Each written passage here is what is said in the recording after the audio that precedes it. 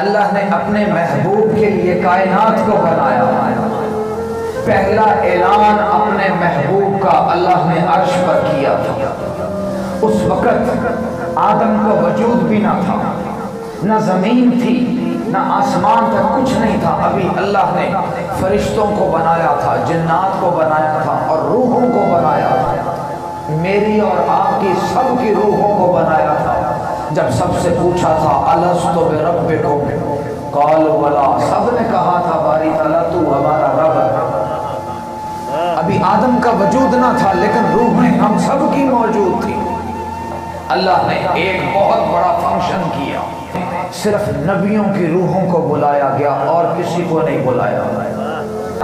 آپ جانتے ہیں کہ اس محفل کا میر مجلس کون تھا؟ خود اللہ رب العزت، اور مہمان خصوصی جن کو بلایا گیا تھا میرے آقا روحی فدا صلی اللہ علیہ وسلم۔ قرآن کہتا ہے وَإِذْ أَخَذَ اللَّهُ مِيثَاقَ النَّبِيِّينَ، اللہ نے نبیوں سے عہد لیا۔ کیا عہد تھا؟ اے انبیاء السلام، اگر میں تمہیں کتاب بھی دے دوں، تمہیں نبوت سے سرفراز بھی کر دوں، تمہیں رسول بنا کر بھیجوں، تمہیں سب کچھ دے کر دنیا میں بھیجوں، لیکن پھر میرا یہ شانوں والا نبی تمہارے پاس آئے، تمہیں اس پر ایمان بھی لانا ہوگا، اس کی مدد بھی کرنا ہوگا۔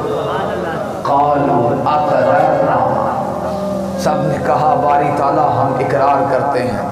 قال فاشهدوا وانا معكم من الشاهدين، اے نبیوں گواہ ہو جاؤ، میں بھی تمہارے ساتھ گواہوں میں سے گواہ ہوں۔ اللہ نے اعلان اپنے محبوب کی رسالت کا کیا تھا، اپنے محبوب کی محبوبیت کا کیا تھا، روحوں کی دنیا میں روحوں پر واضح کر دیا، نبیوں کے روحوں پر، کہ سن لو ابھی میں نے تمہارے وجود بنانے ہیں، ابھی آدم کا بت کٹھا کرنا ہے، ابھی زمین پر تمہیں بھیجنا ہے، لیکن تمہیں بنانے سے پہلے آج تیری روحوں سے وعدہ لے رہا ہوں، آج غور سے پہچان لو یہ میرا محبوب ہے۔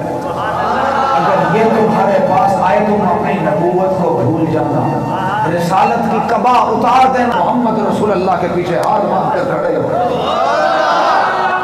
یہی تمہاری اطاعت ہے، یہی تمہاری بندگی۔